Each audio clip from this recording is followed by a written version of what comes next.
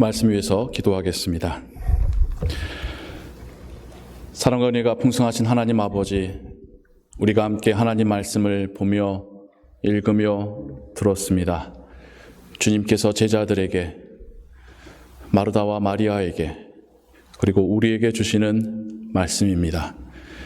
성령 하나님께서 우리에게 지혜의 빛을 비추시어 우리로 그 뜻을 깨닫게 하시고 우리의 삶과 신앙에서 그 말씀이 살아 역사하시옵소서. 예수 그리스도의 이름으로 기도하옵나이다. 아멘. 오늘 우리가 함께 읽고 들은 말씀, 누가복음 10장 후반부에 있는 마르다와 마리아 자매의 이야기, 여러분 또 잘 아시죠? 익숙하신 본문이실 겁니다. 마르다와 마리아를 우리가 읽으며 우리는 몸으로 봉사하는 것과 하나님 말씀을 듣기를 사모하는 것 사이에서의 그 갈등을 잘 압니다. 그렇죠? 네. 자칫 그냥 1차원적으로 읽고 해석하다 보면 교회 나와서 예배 시간에 열심히 말씀 듣는 거는 잘하는 일이지만 또 교회 뒤편에서 보이지 않는 곳에서 봉사하시는 분들은 또 그분만 못한다는 것처럼 오해의 요지가 있죠. 그러니 봉사하시고 사역하시는 분들은 이거 안 하면 그럼 누가 할 건데, 내가 희생하면서 하니까 그래도 교회가 이렇게 밥도 먹고 깨끗하고 유지되는 거 아니야? 그런 생각들을 하시죠. 또 그 사이에서의 또 감정들이 미묘한 것들이 몇 가지가 또 있는데 또 얄미운 것도 있어요. 난 이렇게 봉사하는데 너는 하나님 말씀 듣는 거 좋다고 거기에서 아무것도 안 하고 있니? 라고 하는 마음.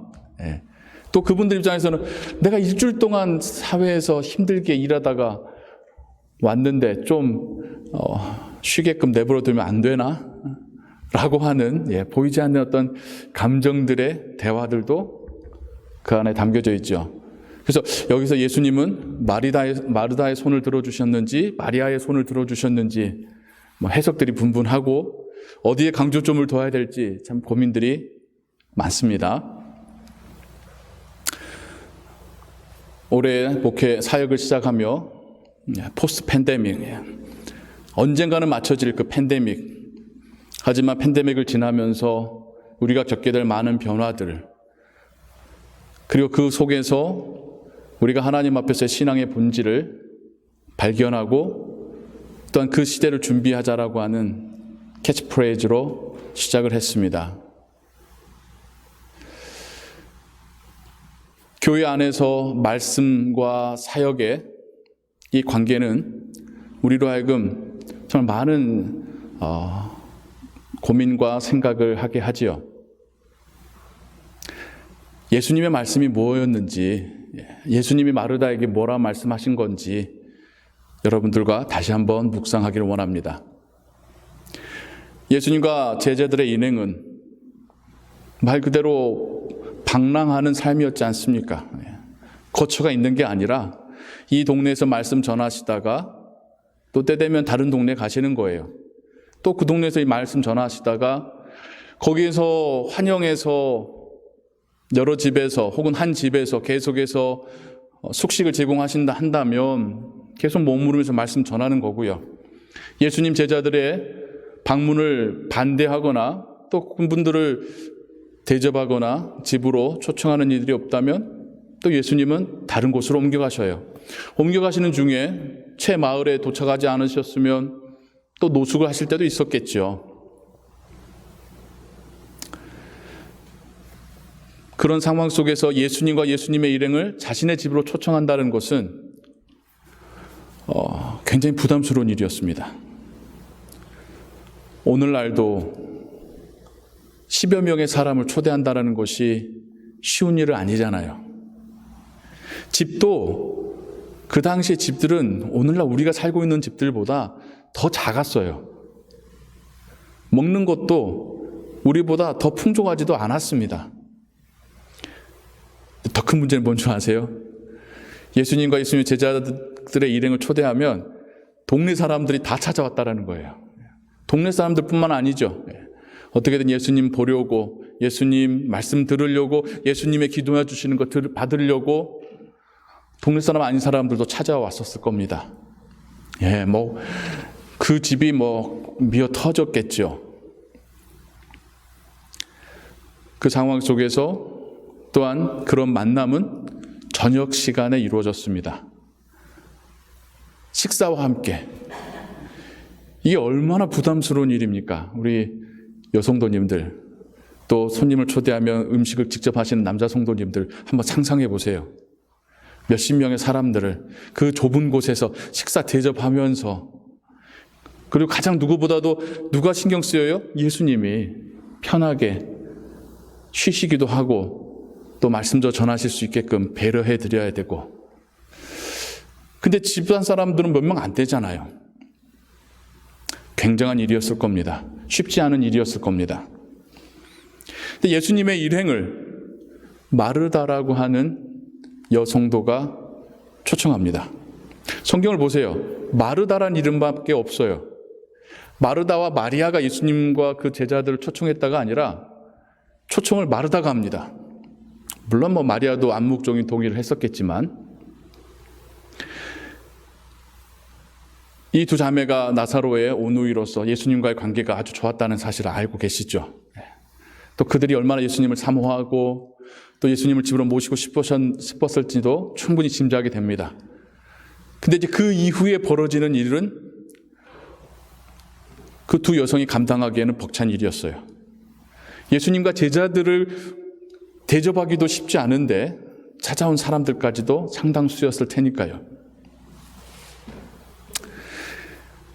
그 상황 속에서 또한 그 당시의 문화는, 유대인들의 문화는 부계 중심이었습니다. 남자 중심이었어요. 손님이 오면 손님을 접대하고 대화 나누고 하는 역할은 남자가 하는 거고, 음식 준비는 여성이 했었습니다. 불합리하죠. 네. 그렇지 않은 시대를 살고 있는 여러분들, 아니면 여전히 그렇게 살고 계시는지도 모르겠습니다만은, 그 상황 속에서 마르다는 얼마나 마음이 조급했겠습니까? 자신이 초청했고 그 많은 수를 대접해야 되는데 동분서주했겠죠. 그리고 그게 자기가 해야 될 일이라고도 생각을 했었습니다. 자기의 하나뿐인 여동생, 자기를 도와서 오늘 저녁에 이 큰 이벤트를 치러야 될 여동생은 뭐 하고 있죠? 예수님의 발치에서 예수님의 말씀을 이렇게 듣고 있더라는 겁니다. 우리는 여기서 이제 많은 상상들을 하지요. 마르다가 막 눈짓을 줬을 거다. 아니면 지나가다 발로 툭 치면서 야, 거기 있지 말고 너도 빨리 도와 라고 했을 것이다. 한국의 예전의 가정들이 그랬었으니까요. 그런데 이 마리아가 꿈쩍도 않고 예수님의 말씀만 듣고 있는 겁니다. 근데 그 상황이 단지 또 마르다의 일을 도와주지 않는 것뿐만이 아니라, 좀 전에 말씀드렸듯이 예수님과 함께 그 공간에 있으면서 말씀을 듣고 질문도 하고 할 수 있는 사람들은 남자들이었어요. 그리고 예수님의 제자들이었다는 뜻이겠죠. 그러니까 그 당시에 사회 문화적 관념 속에서 여자들이 해야 될 일을 마르다는 하고 있었고, 마리아는 남자들, 특별히 예수님의 가까운 서클에 있는 제자들이 할 수 있는 일을 하고 있더라는 거죠. 마르다가 드디어 마음속에 꼭 담고 있고 참고 있었던 이야기가 입 밖으로 나오게 됩니다. 마리아에게 하는 게 아니라 예수님께 하고 있어요. 참 재밌는 상황이죠. 예수님, 제가 얼마나 지금 바쁜 거 보이시지 않습니까? 마리아로 말씀하셔서 제 일 좀 돕게 해주세요. 자기 말은 안 들을 것 같으니까 예수님 말씀은 들을 것 같아서 마르다가 예수님께 청합니다. 그러자 예수님이 마리아에게 말씀하신 게 아니라 마르다에게 대답을 하셔요. 너무 많은 일로 분주하거나 염려하거나 근심하지 말고 몇 가지만 하든지, 아니 한 가지만 해도 족하니라. 마리아가 자기가 원하는 걸 택했고 택한 것을 빼앗기지 아니하리라. 예수님이 마르다에게 대답하시지만 마르다와 마리아 모두에 대한 대답이시기도 하고, 또 오늘날 우리 교회를 향한 예수님의 대답이시기도 합니다. 시대가 많이 바뀌어가고 있습니다. 이 팬데믹을 거치면서 우리가 많은 변화들을 겪고 있습니다. 보이게 보이지 않게 겪는 변화들도 있고요. 세상의 변화에 대해서는 저보다 여러분들이 더 잘 아실 테니까. 하지만 교회의 변화에 대해서는 계속해서 들려오는 소식들이, 정말 이 시대의 교회들이 바뀔 수밖에 없겠구나라고 하는 소식들이 들려오곤 합니다. 예전에는 팬데믹 전에는 주일날 교회 가고 예배 또 가면 어떤 부서에서 성가대든 교육부서든 큰 교회 같은 경우는 주차장이든 부엌에서 일하고 막 땀에 흘리고 녹초가 되고, 또 그 상태로 또 회의도 하고 헌금도 하고, 그렇게 가족이 뿔뿔이 흩어졌다가 이제 오후가 돼서 겨우 만나서 손잡고 집으로 돌아오면, 씻고 나서 저녁 먹고 나면 그냥 그 황금 같은 휴일이 다 끝나고 그 다음날 출근을 준비해야 되는, 이게 너무나도 일상화됐었고 당연한 거였고, 그렇게 사는 게 올바른 신앙이라고 생각하며 살아왔었죠. 근데 팬데믹이 시작되고 모두가 온라인으로 예배 드릴 수밖에 없는 상황 속에서 처음 몇 주 동안은 막 가시방석이었었습니다. 이렇게 예배 드려도 되나? 그리고 그때의 그런 상황을 안타까워하며 눈물 흘리셨던 분들은 설교하는 목사님들이셨어요. 성도님들은 그 정도까지는 아니었던 것 같아요, 제 기억에. 근데 시간이 지나면서 점차로 예전에 같았으면 이렇게 신앙생활하는 게 큰일 날 상황이었었는데 큰일이 안 난다라는 것을 경험합니다. 큰일이 안 나는 게 아니라 괜찮네라고 하는 경험들을 점차 하게 됩니다. 그래서 성도님들의 어떤 그 리뷰나 이야기들이 이것도 괜찮네요. 그래도 처음에는 가족들끼리 모여가지고 예배하는 마음으로 TV 앞에서 혹은 컴퓨터 앞에서 화면 앞에서 예배 드리다가 여기서 드리나 라고 하면서 캠핑장으로 가족들 데리고 가서 인터넷으로 켜놓고 거기서 또 예배 드리고 그랬더니 그것도 괜찮은 거예요. 그래서 캘리포니아 같은 경우는 오히려 직분자들이 나서서 교회를 다시 오픈하는 거를 좀 더 늦춥시다. 이거 좀 좋은데 굳이 빨리 돌아가지 맙시다라고 말까지 한다더라고요.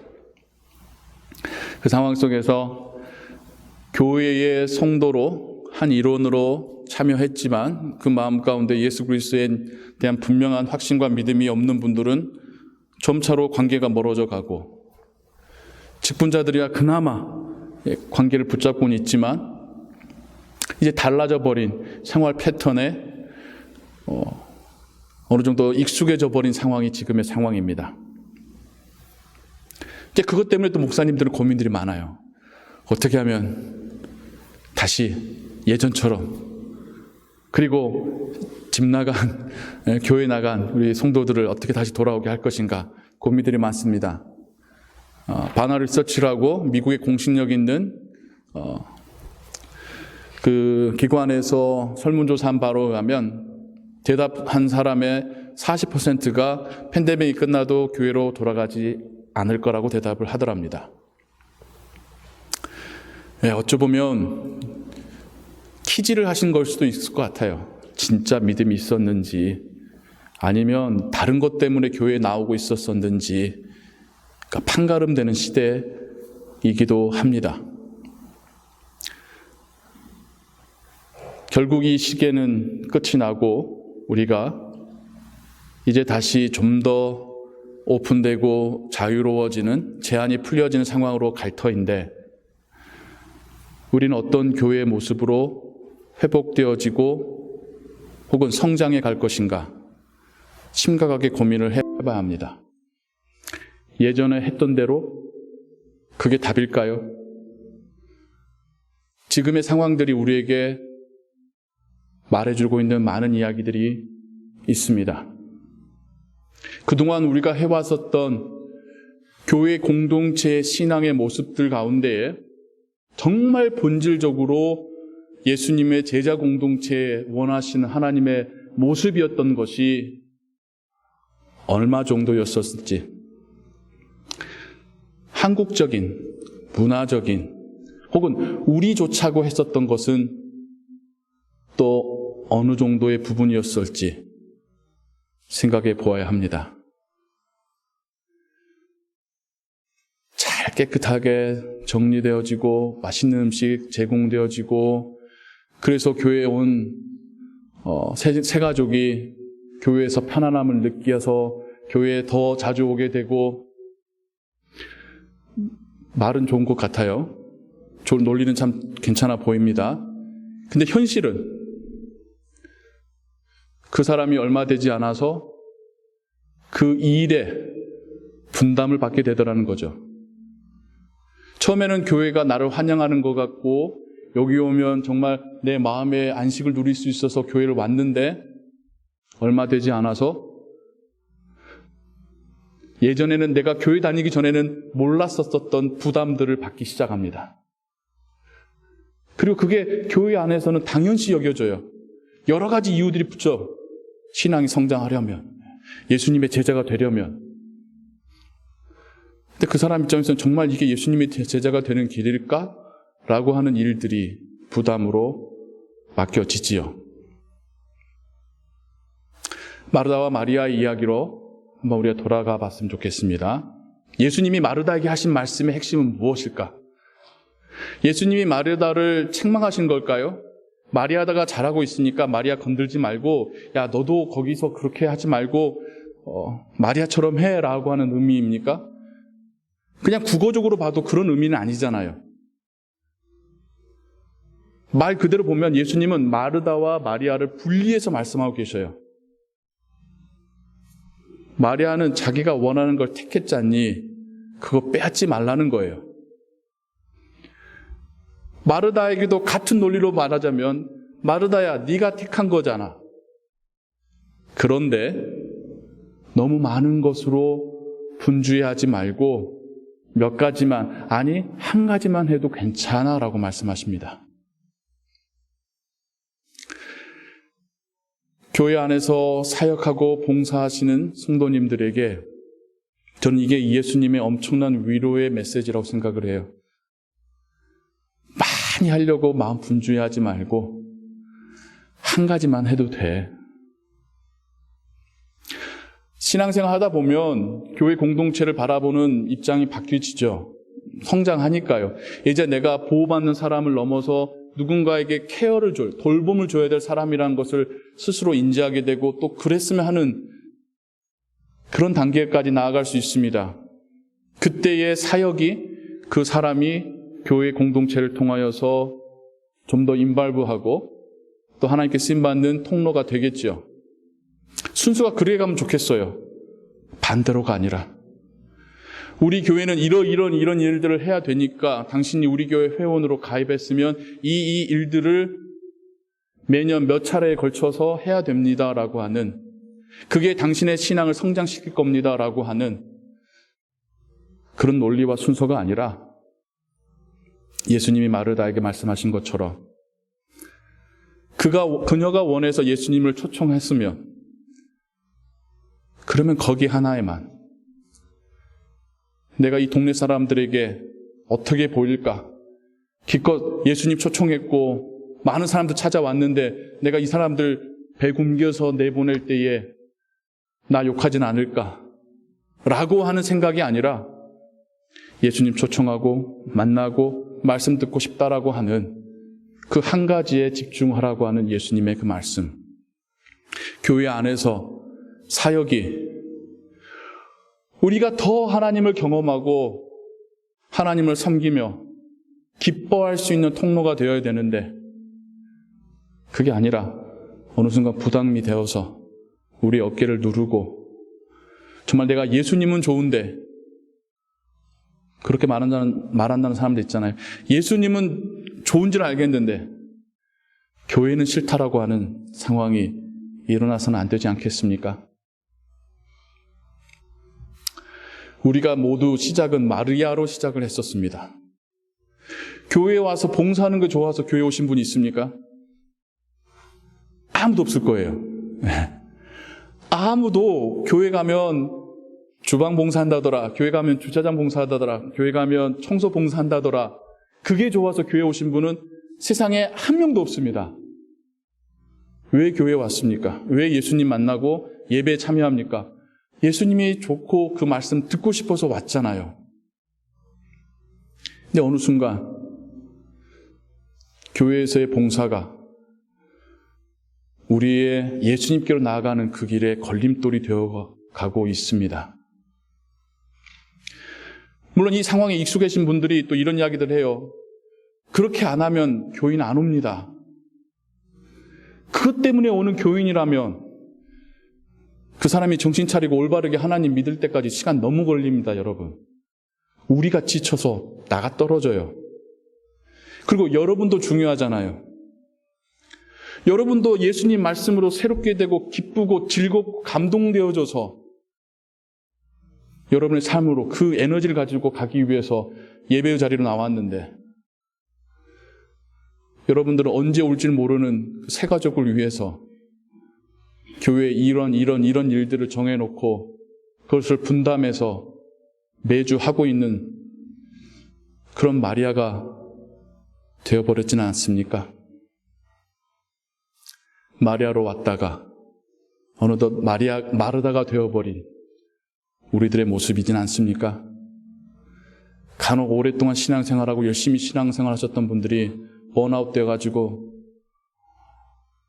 심지어 교회를 떠나게 되는 이야기를 들어보면 지쳐 쓰러진 마르다처럼 느껴집니다.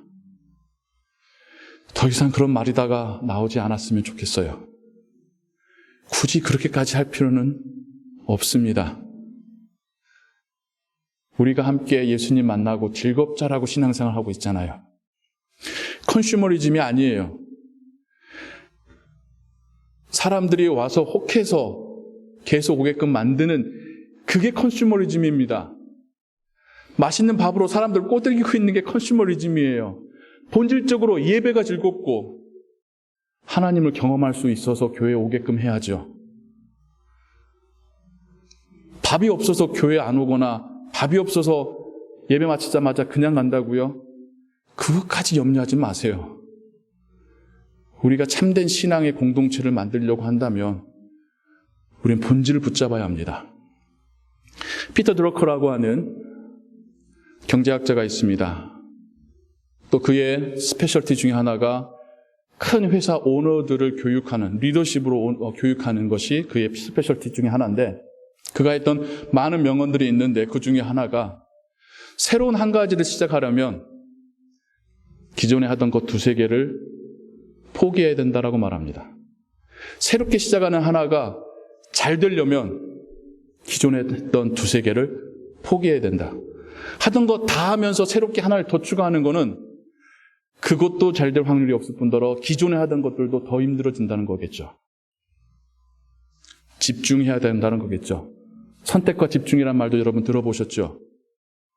포스트 팬데믹을 준비하며 우리에게는 선택과 집중의 시간이 찾아왔습니다. 하던 거 다 할 수 없습니다. 특히 한인 교회들이 한국처럼 하려고 하고 작은 교회들이 큰 교회처럼 하려고 해요. 그래서 힘든 거예요. 우리가 할 수 있고 해야만 하는 것들에 집중하기보다는 그래도 이렇게 구색은 맞춰야지 누가 한번 들렸다가도 다시 또 교회에 오겠지라고 하는 그걸 여러분들이 염려하지 마세요. 그걸 하시는 분은 하나님이고 성령 하나님이시잖아요. 우리가 할 전도는 세상에서 나가서 해야지 여기에서 온 사람들 여기 남게 하는 게 전도는 아니잖아요. 우리의 예배와 교제가 행복하다면 그것 때문에 남을 겁니다. 밥맛이 좋아서 남는 것이 아니라요. 오해하지 마세요. 그동안 수고하셨던 분들의 힘 빠지게 하려는 건 아니니까요. 너무 수고하셨다는 뜻입니다. 여러분들이 할 수 있는 그 선을 넘어서 너무 고생하셨다라는 말입니다. 그리고 여러분들이 하나님의 은혜로 충전되어졌으면 하는 바람입니다. 우리가 먼저 하나님의 은혜로 건강해졌으면 하는 바람입니다.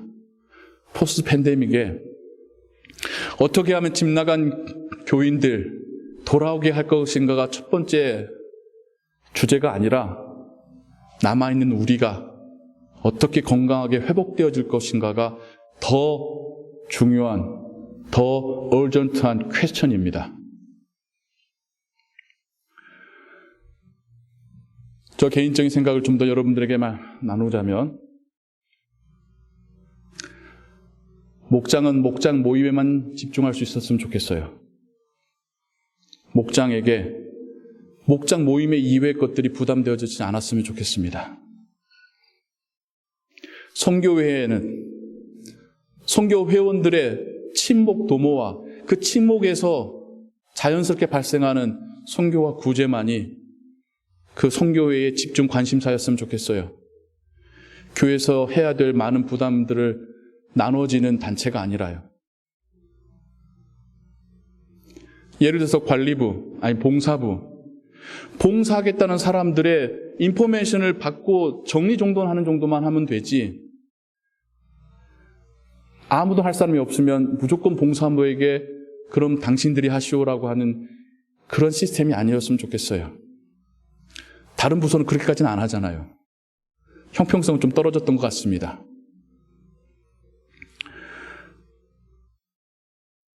우리 모두가 여러분이 공통적으로 생각하시는 바로 그거, 주일 점심 식사에 대해서 그동안 제 안에 계속 생각했던 말을 말씀드리고 싶어요. 우리 밥 먹는 것에 너무 힘 빼지 않았으면 좋겠습니다. 누군가가 자원해서 제가 이번 주는 저희 가족의 기쁜 일이라서 하나님을 섬기는 마음으로 교우들을 섬기고 싶습니다. 마르다처럼요. 좋아요. 감사해요. 그러면 거기서 멈추면 됩니다. 자원하시는 분이 없으면 오늘은 없는가 보구나 하고 가면 돼요. 자원하는 사람이 없으니까 누군가가 그러면 그 빈칸을 채워야 된다라고 하는 논리는 더 이상 우리한테는 없었으면 좋겠어요. 왜 꼭 먹어야 합니까? 예배와 교제가 신앙생활 또 교회 공동체에서 정말 중요한데, 우리가 착각하는 게 교제가 꼭 밥을 먹어야지만 교제라고 생각을 해요. 더 이상 우리가 배고픈 시대를 살고 있지도 않는데, 또 어릴 적부터 신앙생활 하셨던 분들 되돌려서 생각해 보세요. 언제부터 교회가 주일날 밥 먹기 시작했습니까? 얼마 안 됩니다. 얼마 안 돼요. 꼭 밥 먹어야 되는 거 아닙니다. 꼭 밥이 있어야지만 교제가 잘 되는 건 아닙니다. 교제해야 돼요. 저도 교제가 더 많이 일어났으면 좋겠어요. 더 많은 풍성한 다양한 교제가 일어나려면 우리가 하나에 묶여서는 안 된다는 거죠.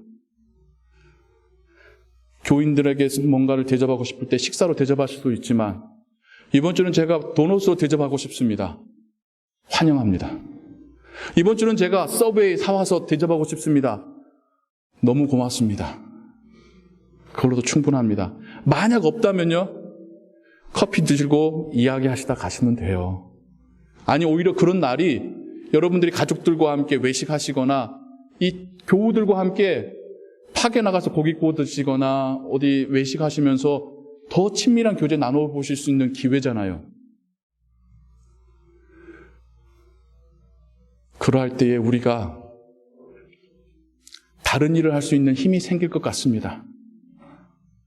그럴 때 우리가 우리 안에서만이 아니라 교회 밖으로 나아가서 눈을 돌릴 수도 있고, 우리 아이들에게 좀 더 시간을 더 할애할 수도 있고, 우리 이웃들의 누가 사는지도 볼 수 있는 여유가 생길 것 같습니다. 가장 중요한 것은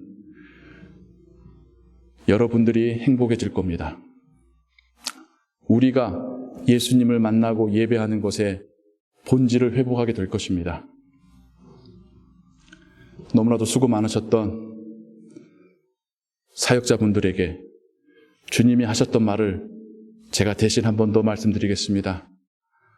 너무 많은 일로 분주해하며 염려하고 근심하지 마시고 몇 가지만, 아니 한 가지만 하셔도 괜찮습니다. 교회의 본질과 신앙의 본질이 회복되어지고 그 건강함에 하나님을 떠났던 이들이 돌아오는 교회의 공동체 되기를 주님의 이름으로 축원합니다. 기도하겠습니다.